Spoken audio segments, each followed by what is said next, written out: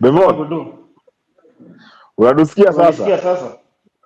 Lakini Mimi hatukuoni. nakusikia. Juna Lakini move naenda kwa hii ofisi nyingine nikae, so acha ni move. Nafikiri kule nilikuwa inaleta shida. okay. Haina shida. Unaniona ama light ni mbaya? Hiyo light iko nyuma yako inafanya yes, that side be better. Hapo ni sawa.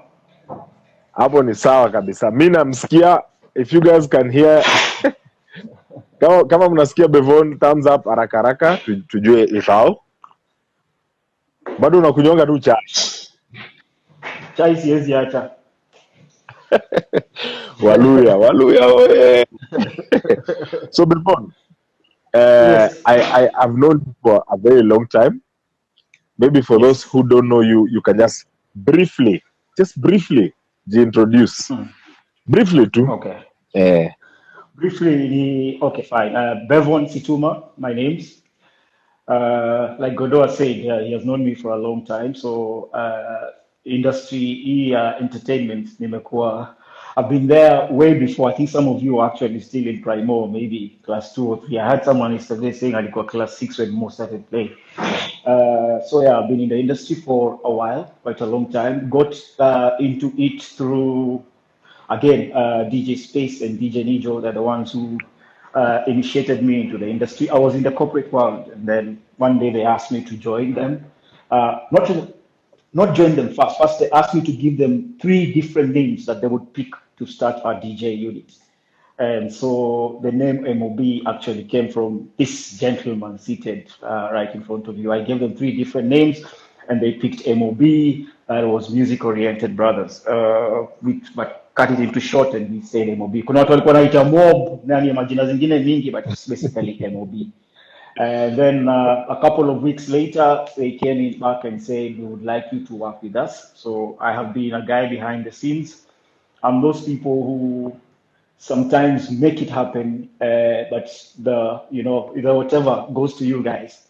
Wale watu wajua, yule jamaa huko nyuma. So very few guys will know who are the guys behind the force, or who are the guys who sit and strategize, who are the guys who actually push and make this a reality, or make this show successful, or make this gig successful, or make this club trend, or whatever it is. So that's it. Yes, I'm a father.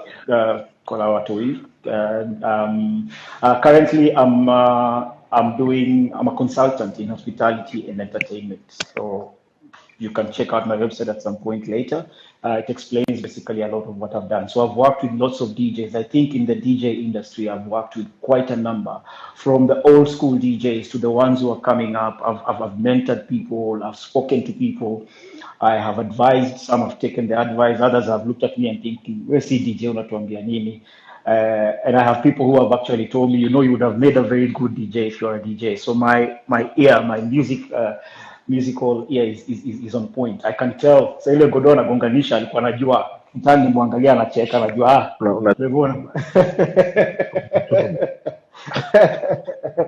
So in a nutshell, that's me.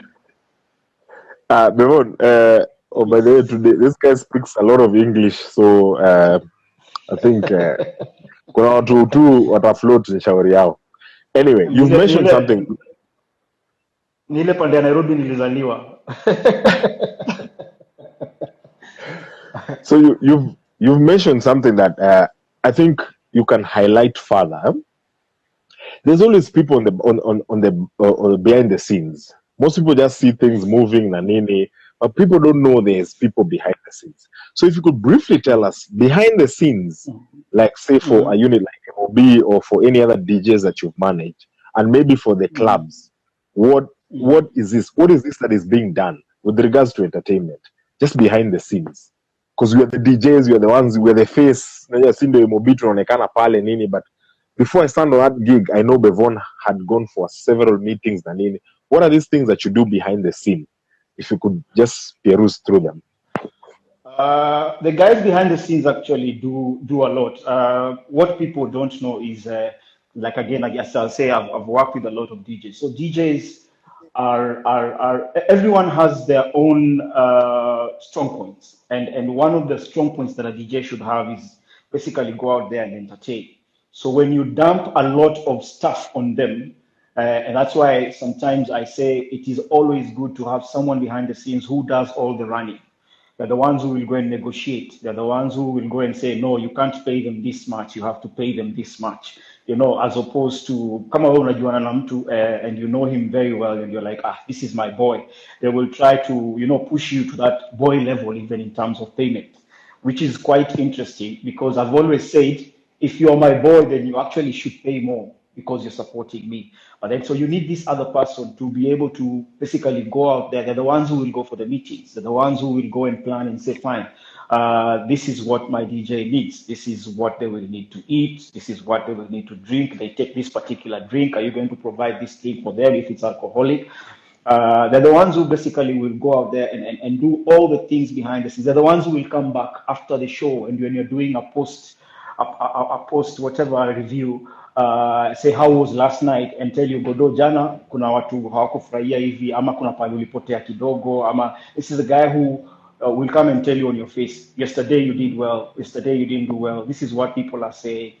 So you need that particular person as opposed to being a one-man show that you want to go by yourself and prove to the world that mimi nafanyanga vitu kivyangu. Well, they are quite successful DJs who've gone by themselves and ni wengi sana hapa nje, but you can clearly tell at some point kuna ile kitu inafanyika unajua ai hapana hapa kumeenda hivi. We brought in some guy was it last year, DJS, and he came with his manager was very specific. This is the time they will land. This is how long he will be on stage. If it goes further than that, if he has not approved, then we will have these consequences. They're the ones now who basically, he's the one who sends the contract. He's the one who tells you this guy eats this or eats that. We did the same with the CC Penny story. The manager clearly tells you, yes, we can go here, we can't go here, we can't do the national park, we will go here. If we go to the national park, they will not hold this bottle, we need this particular. So you can't have a DJ doing that. And mimi najua DJs, na si kwa ubaya, na hata wewe unajua, there's a lot of ego. You are a star, you are a celebrity. So huyu jamaa anajaribu kukuambia nini? Ati huyu jamaa ananiambia nikunywe vodka. Huyu jamaa anajua mimi nakunyonga 18 Glen peke yake, So there's those things, you go to a club and they say, we can only provide this. Now, when you the top tier, like you said, the big wigs, you've gotten to a point where if the club tells you, wacha tukulipe hii, alafu hii tutakupatia food, utamwangalia ucheke, utamwambia boss. So you need someone who hataingia kwa hiyo mambo ya ego na hiyo whatever. Yanajua mimi job yangu to make my DJ feel comfortable. We walk in, they do the show, they walk out, they are paid, or I chase after the payment. Is it a down payment? Is it an upfront payment, full 100% payment? Do I wait for the check for another 30 days or 60 days? There's someone who has to do that particular job. And all these other things in terms of social media marketing and all these other things that need to be done to make that particular person a success. So kuna hao watu huko behind the scenes. Sema leo Godo jana watu walikutusi kwa bar, nakwambia live on your face, jana watu walikutusi kwa bar. And this is our brand, mimi na wewe, so we have to go this way. You next time please be sure you don't go that particular direction. Shida ni moja. A lot of people do not want to listen. I think the other day I commented, I said, I asked, why is it a problem that you will find some of the DJs when they're told you need to up your game? Unaambia mtu, you need to up your game. I watched Melo and she said how she was asked, vile amevaa. Uko kwa entertainment. Image is everything. Hii kitu ya image is not, image is everything. So when someone asks you, is this your best outfit? They've been in the industry that long, they know this is image. I know lots of amazing DJs, lakini amekataa kusonga. Hata hiyo tu kuvaa. Because when you go somewhere, you're going to play in an marketplace, unakuja umevaa ni kama unaenda kucheza kwa baya mtaa pale Kitale. Hata pale Kitale wanang'ara mbaya. So it's there has to be something. Listen to what people are telling you. Listen, take it. You might not necessarily have to take it, but listen. Usikasirike juu unaambiwa, up your game. Next time fanya hivi. Next time jaribu vaa hivi. I've worked with lots of female DJs. Na I'm very open. That's I think my big and small and bad point is I am very open. Kama umekuja na nywele mbaya nitakwambia hii nywele haiwezi. Next time usikuje hivyo. You know, and some have told them that na wakakasirika. Huyu jamaa anatuambia nini? Kwani yeye ni nani? Hata haoni hiyo club anatuambia nini? So yes. You mentioned you're the guys who do negotiation, but I have a new cap today. Yeah? Just so. Ile ingine ulisema umeizoea so pale kwa live niliona hiyo cap imekuwa famous sana. Sasa nimechange. You spoke about negotiation, and one of the reasons why I really wanted you to come is you've both negotiated for a DJ you represent, yes, and now you've also negotiated on the other side where you're now giving up behalf of a club where you're giving the DJ. Yes. So let's start with negotiating as maybe a manager for a DJ or someone who's representing a DJ. What are the things that you put on the table? What are the things that you some of the things that you tell the club you want, and how do you approach it and all that when you're now negotiating on behalf of a DJ? Okay. First and foremost, as a DJ or as a unit or whatever it is you're going to sell, hata kama unauza space kwa gazeti, there's a guideline that tells you from the company, this is how much we charge. Okay? So if you come to your club, we're charging you 60, 70, 80, 100,000. This is how much we charge. This particular DJ goes for this rate. Okay? You're taking him on this particular day, and this particular day, maybe he had been booked, or there are 3 or 4 other people. So there's that challenge of who do we pick? So there is a standard rate that you have put, knowing we cannot take anything less than this. It can go up, but it can't go lower than this. So that's the first thing. You need to have a standard. You know, this DJ goes for 40 Gs, 50 Gs, or 60 Gs. As the first thing you negotiate for that particular DJ.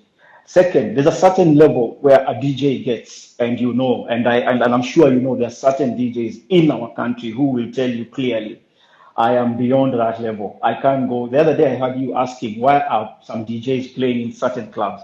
And there are DJs who will wake up and tell you, I still work with some, even up to now. They will tell you on your face, uko bro, siezi enda. Unajua, itaangusha brand, unajua. So when you realize you're a brand, then again, negotiate from that particular point. I am a brand. Then these guys call and say, tuambo wendo tupigie simu, wendo uko in charge ya huyu DJ, okay? Yeah. So sisi tunapiga kutoka.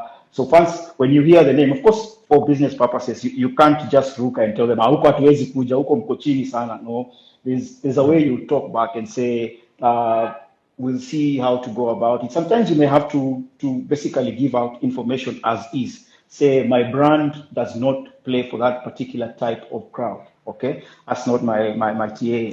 That's not what my brand plays for. They might not fit in because the type of guys who go into that particular club are slightly mature. B alituambia hapa, alienda kucheza tamasha, amezoea kuchezea watu wako 22 akapelekwa kwa watu wako 60.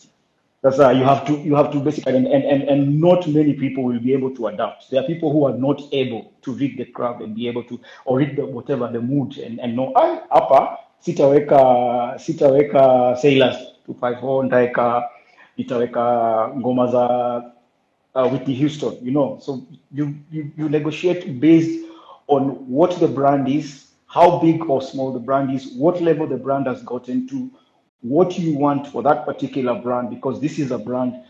Just factor in all that, and then have a specific figure where you know this is the amount we need to charge. We cannot go below this. Anything below that, then we will not take. Again, usivunje relationship because ni biashara. Next time watagrow. Sasa hiyo wamefungua, wanataka kufanya launch, they cannot afford 100,000. Ndio wamesema launch, kama ni launch we don't take less than 100,000. Uvunja relationship, and then they grow, and then you hear sasa wanachukua Godo, wanalipa how much Godo? Wanalipa 150. Ulivunja relationship. You know, there's a way you need to negotiate. Like I said, that's where most DJs will not have, because of ego and because of I'm a big name. So itafika point arushe mikono, amwambie wewe umekaa chini uko na mtu anipatia 25k, unajua. So umevunja hiyo relationship, umemuongelesha vibaya. Let the manager handle that, and the manager also needs to be able to understand that see emotions ni biashara. We are negotiating, it Yes. doesn't work. Sawa, matri imesimama pale kwa stage, I can't afford 50 bob, I wait for ile ya 20 bob. It's as simple as that. Okay. What other perks, other than just payment, the cash payment? What are things you negotiate for? Drinks, nene, maybe food, transport. What other things are in your negotiation for the DJ? Well, a lot has changed now. Now I deal with people, well, siko ubaya, but most of the people that I'm dealing with now, wamefika point kujaribu kumwambia food kwa club anakuuliza wewe kitu yako ni poa, you know. But you know where we've come from. Kumbuka siku za MOB. So guys, there are even clubs who would tell you tutakulipa 10k alafu tutawapatia food. You know, it's like food ni kitu kubwa Mm. sana, you know. So it depends. If you're negotiating for an in-house DJ, then of course he needs to eat. Sa jamaa ameingia job, ameambiwa wewe ndio resident, lazima uko hapa by 5. So I have to factor in and know they need to be fed and their food. Sometimes what I've done most of the time, now see, I'm sure there are people in hospitality who are watching. Sometimes when I go in, I will say, this is the resident DJ, and he will eat from the menu. He will not eat staff food unless the staff food. I have done consultancy for some outlets who their staff food is amazing. So we don't know ni sawa wacha kule. Time I'll go and say So, they will not eat from this because they're to create brand. Like I said, the entertainment. So there's a certain level you need to push that particular person. Hapa ndo nataka mtu wetu akue. So there's that issue of food. There is an issue of drinks. When they get to a certain level, then unajua nani lazima apewe chupa yake ya whisky ama apewe chupa yake ya gin ama apewe nini shots zake za nini, so apewe whatever it is that they need, so you negotiate based on that. Sometimes it's very easy because kama ina sponsor wamecome on board. For clubs, most of the time, sponsor it's a beverage sponsor. So the beverage sponsor will tell yeah. you, okay, fine, we will give them a bottle of something or 2 or 3 bottles of something. So those are the things you look at in terms of transport.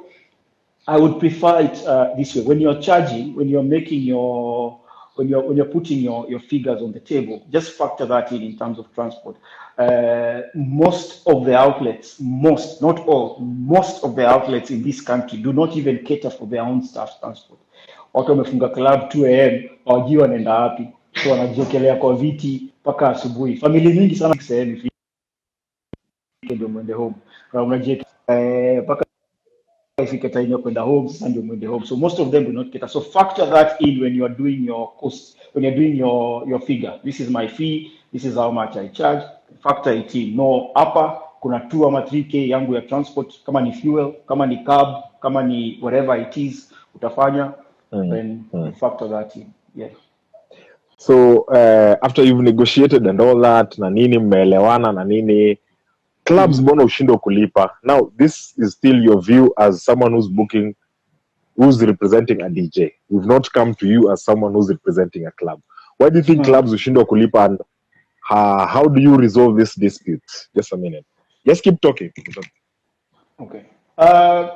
Sometimes it's over projection. Okay, it's sometimes it's over projection, and this I will say sometimes even you as a DJ or a manager of a DJ or a talent manager should be able to know my person can only achieve this. So don't walk in promising a trip to Dubai and the only trip you can do is Naivasha. Si ndio? So usiingie uambie unajua hapa tukikuja tutauza hivi, so hii tulipeni so.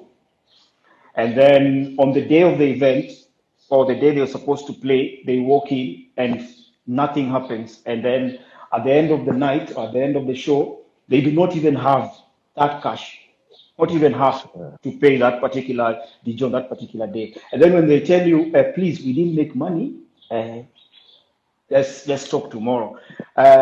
Most of the time, what I've seen is people will throw their hands in the air. Mimi nimecheza, nilipeni niende or whatever it is. That's why I say, don't kill that relationship. Just sit down with whoever you're talking to. If it's the owner, if it's the manager, if it's the entertainment manager, supervisor, sit down, get to understand, okay, what exactly has happened. So they explain to you nicely, this and this is what has happened. So what we'll do is we'll speak to the director tomorrow. He will write a check. Or when you're negotiating, the negotiating part, you also need to know how the payment is being done. Am I getting 100% upfront? Yes, no, okay, fine. Am I getting am I getting 50% upfront? And when do the payments come? Do I collect my check on Monday? Do I collect my check next weekend? Or am I getting my cash? Naenda pale kwa counter, I am given my money and I walk away. So there's all those things that come into your aspect. Kwa nini sikulipwa? And some, it's not that they will not pay. Saa hiyo hawezi. So usiharibu relationships saa hiyo at that particular point. The ones who refuse to pay, then like I said, I think we watched here the other day, and Stretch was saying there's situations where they will refuse to pay and there's nothing much you can do. So those ones, like I said, this world has everyone and anyone. We also have friends. Hata sisi, kuna mtu na kutumia text nikwambie Godo, nisaidie na 10 Gs. Alafu kesho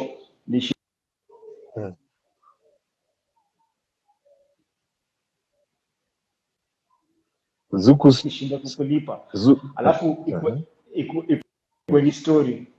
ikwe ni story tuanze tena, oh, Bevon hakulipa ama. So they need to explain themselves. Sit down, wacha mtu akafikiria kwambia biashara imeenda hivi, imeenda hivi, imeenda hivi. Then you get to understand. Kuna wale wanakataa, I don't even know what to say. Kuna wale ukataa tu. Kuna watu tu fanya job na hata kulipa.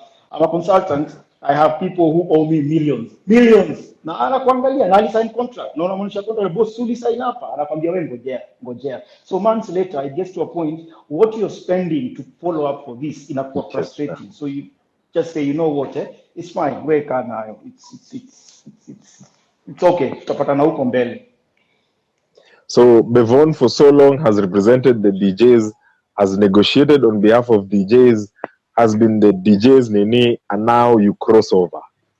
Mm-hmm. Now you start representing the club. Mm-hmm. Number one, does your perspective change now that uko hii side ingine? Unaona ala ama DJ wanishanga 100,000 kumbe vile busy naenda ala like first of all start with how your perspective changed now that you started representing the club, booking DJs on behalf of the club, not going with the DJ to negotiate with the club. What are some of the perspectives that changed? Okay. Like I said, I've been on both sides, so I understand how it works on both ends of the table, on both sides of the table. I have worked with people, kina Nijo, kina Space, kina Clash, so I've seen where they've come from and I've seen where they are. Kuna saa zingine unakaa unaona, ama jamaa wanamechapa mob sana kunishinda.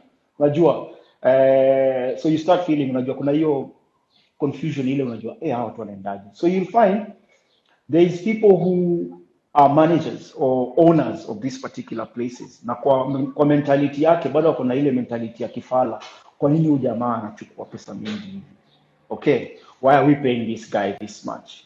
Does it really make sense? Najua sababu unaanza kufinya vitu, unaona mnaingia umepata manager mgeni, anakuja anasema hapana, hakuna kulipa, hakuna kupeana drinks hapa tena kwa hii nyumba, msipatie DJ drinks, kwa sababu yeye anamuaza manager hawezi kunywa hapo kwa club. And so pia anaweka rules zake, anasema msipatie DJ hii ma DJ. So I'm sure unapali umecheza and then there's change of management, alafu you feel okay, what is happening? We used to, alafu anakuambia that is what you used to. Now there's a new sheriff in town, so you have to follow what us guys are telling you. So for me, now I'll speak personally, because I've been on both sides and I know what happens in creating a particular brand, whether it's the DJ or it's the club, they're both brands. You have to balance in a certain way that you know this is how much you can afford. Okay, and this is what the market rate is. So come on, I am a club owner or I'm in management and I don't know what the market rate is, and the market rate is, say, most DJs are paid 40, 50, 60,000 bob, and then I go and tell someone apana tutakulipa 20. I know the market rate. I should know the market. I should not enter into an industry and I do not understand how it works and the dynamics, and then start trying to push it to another level and say hapana, hautalipwa hivi, utalipwa hivi. It becomes a problem, and I think that's where most DJs now get frustrated. unaenda pahali uko ready kufanya job na kila kitu, and then there's someone who is frustrating your efforts. I have heard stories and I have seen stories where the manager actually collects the cash but doesn't pay you, or collects the cash. Godot anafaa kulipo 50k, ana collect 50k, anapatia Godot 30, anamwambia hiyo ndio tumepata, wewe ngojea kikuja hiyo next month tutakupatia hiyo 20 kwanza kabla uanze. Yeye amechukua ameweka, anangoja kunini. So it's a very bad thing. Just do your thing. There's also something that I remember a lot of guys would get very shocked, and I remember at some point DJ Karis, na mimi wote mnajua Karis, wengi wenyu mlikuwa mnaenda Madhouse na F2 kumuona, amekataa kuzeeka na kama junior yetu. So I gave him a gig first time at some point, and not, it wasn't the first one, but it's a gig I gave him at some point. And then I was representing a club at Two Rivers at that particular point. I was their consultant. So Kariza akaniambia, sasa bro, nikilipwa hii utakula nini? So I told him, I am paid very well. I am paid extremely well. I don't take anything from the DJ. So Kariza akaniangalia akacheka, akaniambia unaweza ongea mbaya? Nikamwambia siongei vibaya, nakwambia tu kweli. Mimi nikikuja kama consultant, nikitisha figa yangu ya mwezi, nimefactor in kila kitu, so that I don't need to ask someone to give me 5 or 10 Gs because nimempatia gig. I will not come and say, Godoni nilikupatia gig, so nipatie 10 Gs. If it's an agreement, whatever, then it's fine. But I will not force you and say, ule jamaa hatoangi kitu, so sitampatia gig nyingine. Hapana, unataka 50 Gs, 50 Gs ndio hii ni yako. Asante, enda. So you find people who want to use that and say, I need a cut. I need a cut. And Kariz was very frustrated when I kept telling him, I don't need it. I have factored in, because sometimes I even, I recruit. So I interview and recruit and train staff, our hospitality. So unapata mtu anakuja anakuambia, mazee, thanks mazee. So unatakaje? Yatakaje aje? So ulinipatia job, unatakaje? Wewe fanya job. Mimi sitaki kitu, nataka ufanye job.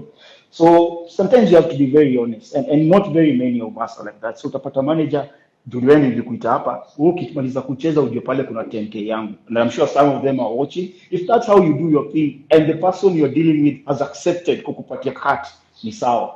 But don't make it look like you're forcing. Don't try to make it look like ni lazima unipatie. Sio lazima, wewe unalipa mshahara yako, kila mtu alipa mshahara yake afanye kazi yake. Na So nikuulize, niliona madija mademu wakiteta wakisema kuna manager wana I am very clean. I think I've worked with lots of female DJs and they know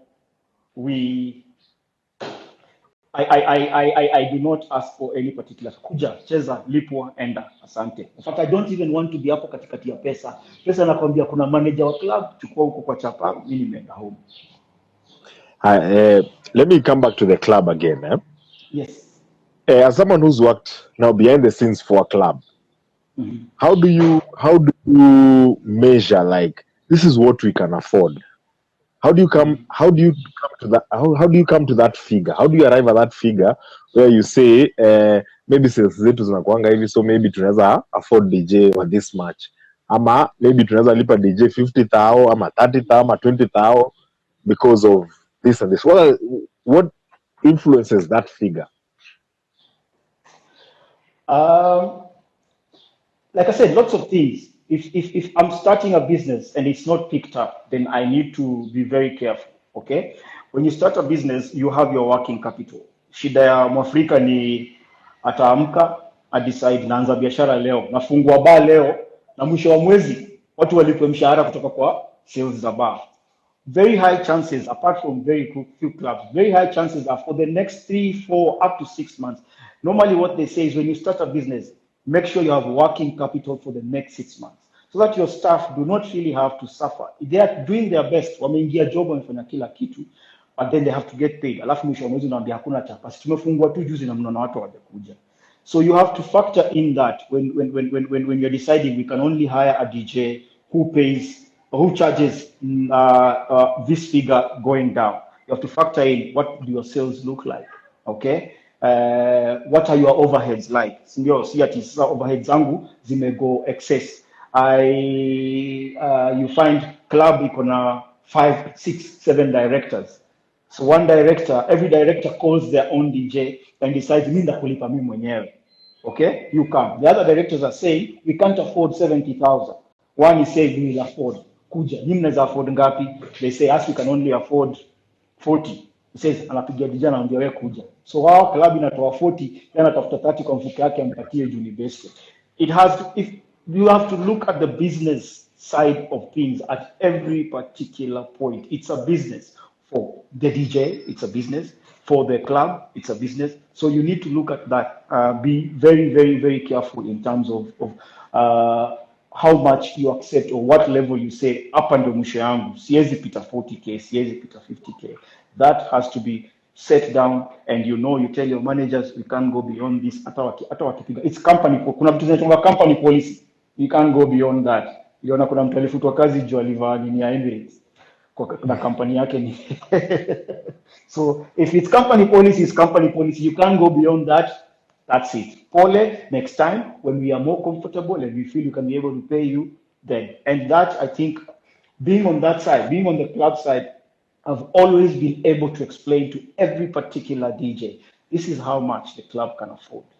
Sikosanangi nao kule atakata na Bevon siwezi, hiyo ni kidogo, mwambia sawa poa, nikipata place nyingine nakwambia, ama nikipata nini. So me I will always explain, but usichezee mtu games umwambie ni sawa alafu akuje acheze amalize alafu mwambie mdosi alisema hatuwezi 50 tutakupatia 30, ameshamaliza, anajua I'm supposed to go home. If you don't frustrate people's efforts, if you don't frustrate people's whatever, see, amefanya job, amechoka, ni asubuhi 3 am, alafu amesha budget kwa kichwa yake, anajua nikitoka hapa natoka na 50g, so kesho asubuhi nipeleke gari garage, hiyo ni 20 imeenda, niingie shopping hapo, nimemaliza 10gs, itabaki na 20, niite maboy tukule nyama pale, alafu hiyo 15 niteka kando, alafu namwambia nakupatia 30. It's very frustrating, extremely frustrating.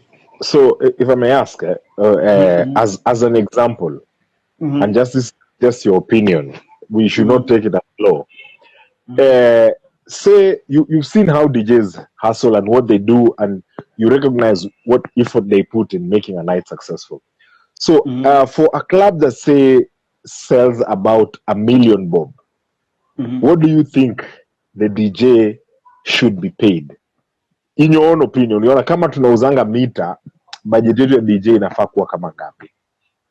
Godo, kuna kitu inaitwa overheads. Sawa? Yeah. Nikienda pale bypass ninge Kamakis wakiuza 1 million. Sawa? Na ninge pale kwa Stingo auze 1 million. Milan akona overheads. Si ndio? Akona lots of overheads. As in that huwezi compare na jamaa wa Kamakis. Si ndio? So ndio nasema angalia overheads zako.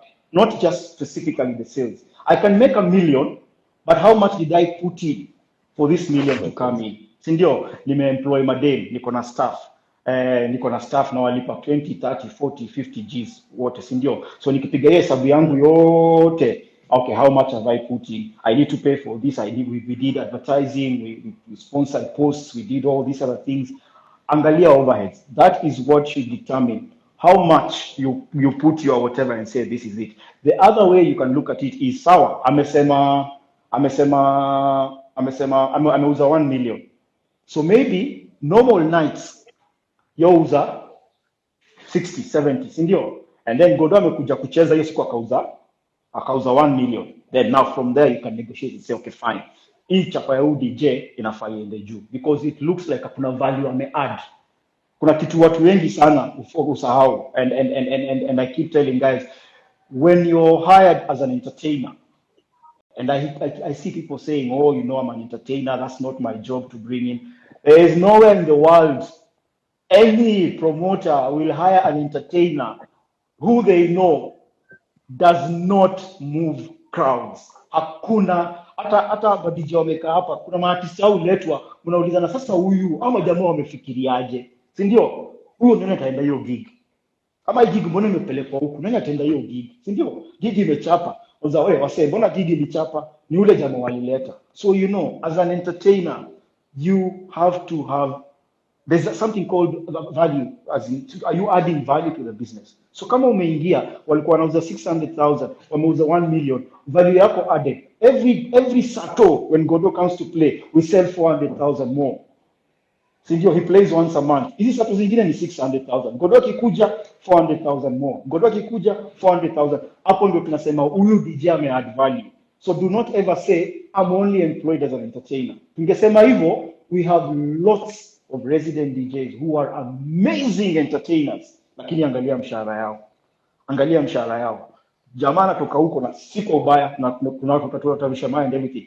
But I've worked with all these people and I've seen amazing in-house DJs. Amazing. Unasikiza flow, unasikiza kila kitu, na kwa nini jamaa mpaka mimi mwenyewe wauliza mbona hutaki kutoka huko nje ukalipo hiyo 70,000-80,000? Bro, mazee nataka tu work na wewe, mazee vile wewe work na kina sijui nani na yes, unataka hivyo. But mbona hutaki kutoka? Anakwambia nataka hivyo, lakini nataka umsaidia akiwa kwa hiyo setup ya club.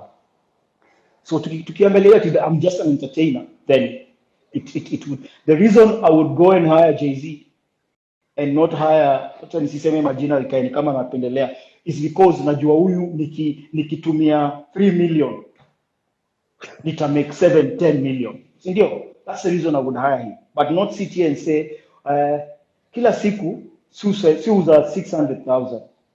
In-house DJ akikuwa ni 600,000. DJ wa nje anakuja ni 600,000. Angalieni from that point of view. Like I said, you have to look at it from the business point of view. Don't sit there and say, I'm just an entertainer. It doesn't make sense. Say, I am just an entertainer. Nikiingia kwa biashara ya mtu kama consultant, what am I going to add into the whatever? Niambia ndakuja kutrain staff wako. Wale hawako poa nitawatoa, ndakuletea watu wengine na kila kitu. Huyu mwenye bar ananiambia sawa, umeitisha how much Bevon? Unataka kulipwa half a meter? Sawa, ndio hii half a meter. Mimi I want to see a change in sales. Siwezi kuja nichukue half a meter na sales zake wa half a meter and then 3 months down the line bado anauza half a meter, alafu nimwambie mimi job yangu ni consultant, usiniulize penye chapa inatoka. I'm not doing justice to that business.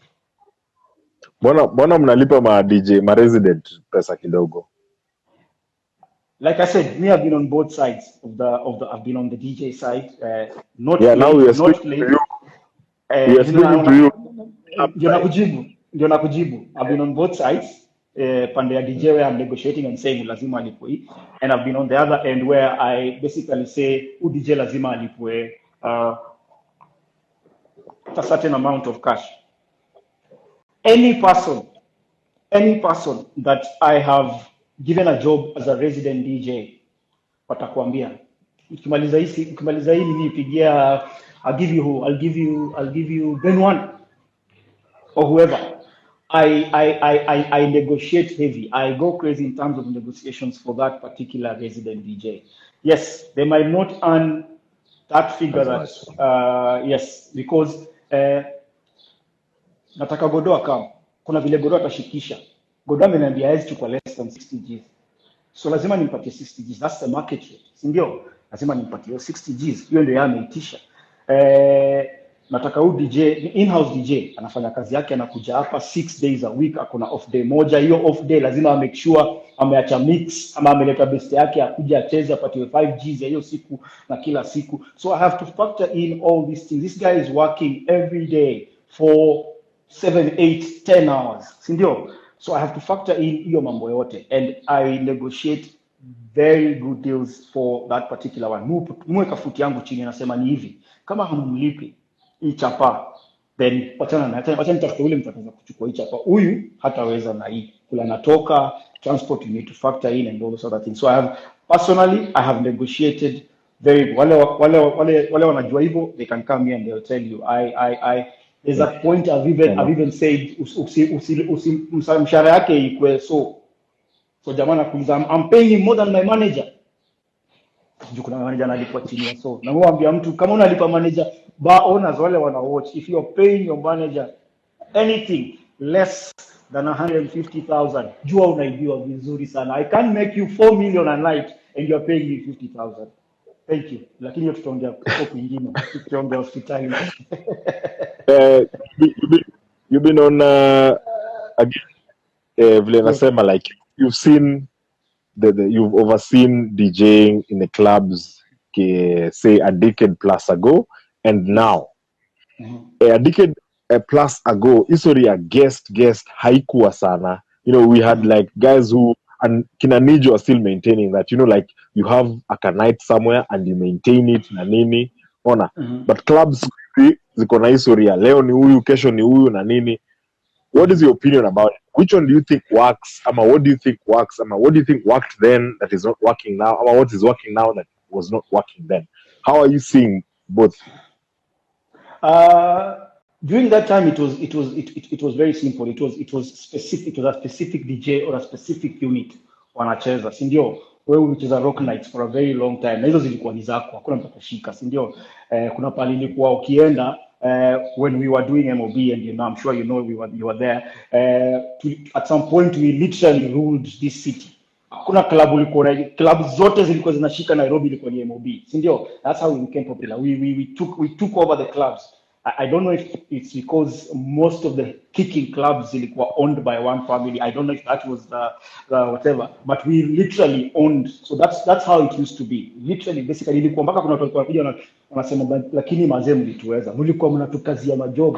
Tukienda mahali tunaambia MOB wanacheza hapa, tukienda mahali nimeenda kutisha job ya Wednesday na hapa ni Godolo wa MOB anacheza Wednesday, unajua. So that used to work then. Now unaingia kwa club, in 1 month they have up to 15 DJs. 15 different DJs. Huyu anacheza Friday, huyu anacheza Saturday, kuna guests, kuna ladies night katikati ya wiki, wanaita female DJ kuja acheze. So there's a lot of stuff that is happening. Again, times change, so you have to move with the times. What was happening then might not necessarily be what is happening now. Okay, so times change. There's lots of people who have come into the industry. At that particular point, pia madj hawakuwa wengi, and then it got to a certain point. Ukienda pale kwa Kibe, uko Tao, umeenda kutafuta mic, unaingia unapata mtu yeye amekuja na madhake, wanabaiwa full DJ set, unashindwa this kid is 19, as in wazazi wame accept this is what you want to do, is this okay? No. So all of a sudden there's a surge, everyone is in the industry. I'm sure kwa hiyo group yenu ya madj unaweza ona ni watu wangapi, na si ati wote wako hapo. You go around the country, you go to a certain town, huko mahali, huko ndani, huko unaingia mahali unasikia DJ anacheza tu, unashindwa huyu jamani nani? So there's a surge in terms of DJ. So for you to factor in that, then you have to basically ingiza watu wote, so that you're looking at maximizing your profits. You're looking at maximizing your profits. So if I do Joe today, and tomorrow I do Mr. T, and the other week I do someone else, what I'm trying to do is basically I'm trying to capture in all these different followers. Sindio, kuna wale watu ni Mr. T diehard. Akienda na Nyuki, wataenda naye na Nyuki. Sindio, akienda Nakuru, road trip Nakuru. Akienda kucheza Space, watafuata na wote Space. Kuna watu ni K-Trix damu, kuna watu ni John Palme damu, kuna watu ni Nijo damu. Sindio, swala they literally follow them like it's a religion. Tuko hapa, sisi ndio nini. There's this joke we used to say, sijui kama Drezen yuko hapa. Nakumbuka tukiwa MOB kwa tunasema Drezen na hii ni yake ni cult. Unajua? Yeah. Jamaa wanajaza mahali, watu hawaendi home mpaka 6 asubuhi. Hakuna nikutingiza tu kichwa na kuinua mikono. I hope Drezen yuko hapa. So there's that following that I want these people. And what are you looking at? Maximize profits. Again, business part of things. Times change. Sasa COVID imekuja. So kila mtu anasema biashara itachange vile inafanywa. Angalia sasa hivi vile kunaenda, angalia DJ industry. Everyone is being creative. Everyone is trying to come up with their own different or unique way. Kuna wale wana copy live kabisa, vile Godwa alifanya live yake ndio mimi nafanya. Na kuna wale wanajaribu kuwa creative. Godwa alifanya hivi, I'm going to do something different. So times change, and with times they come to new different things that huwezi kaa tu hivyo vile ulikuwa 1999 ndio bado uko sahi 2020. I make sense. Hata mimi, the way I was those years is not the same person I am. I have learned a lot going through the industry. I learned a lot, like I said, mimi niliingia kwa hii industry by default of having friends who are in the industry, and that's why I said everywhere I go nikiulizwa, I will say I owe it to Nijo, I owe it to DJ Space, and I owe it to John King Hori. Mnamjua, he's owned enough clubs. Our watatu, and of course the team that I worked with, wewe kina Clash, kina Pierre wako wawili, kuna ule wa Sandona na huyu mwingine siku hizi amekuwa source achezangi muziki ni boss. So yeah, so I owe it to certain people. I will say this is the clique that now molded me into the industry. I understood the industry.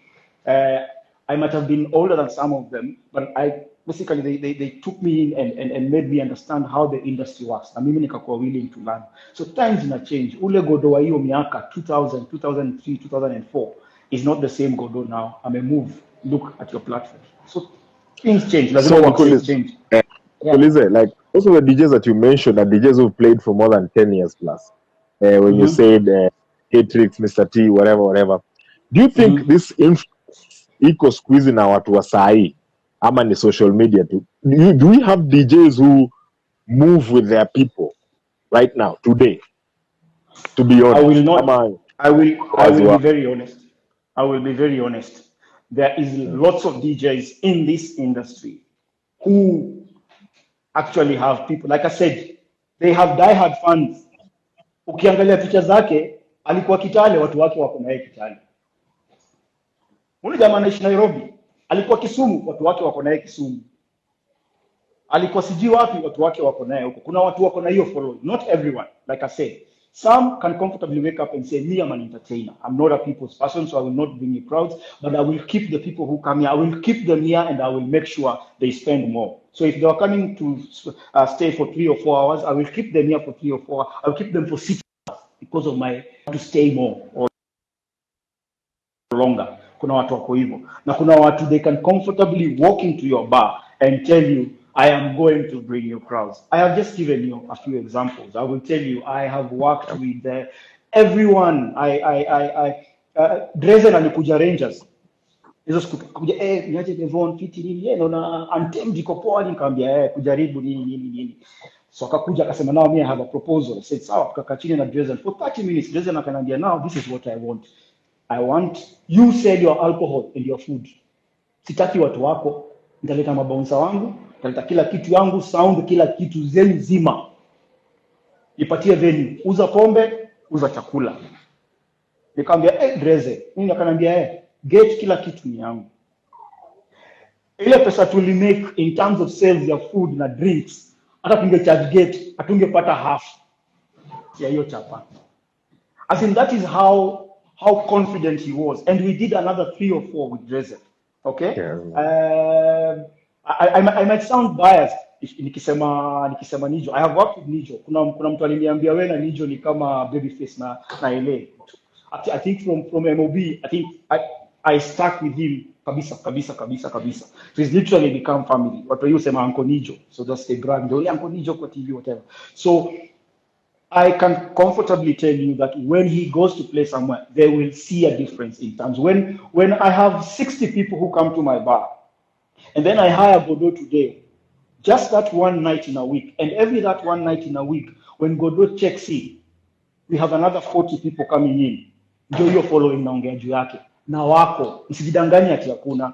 Usikaa kuchini jambie hapana, tunajaribu kuforce kufanya hivi. Kuna watu wako na hiyo following. Wakienda mahali, watu watafuatana. Sasa ingine hata kucheza.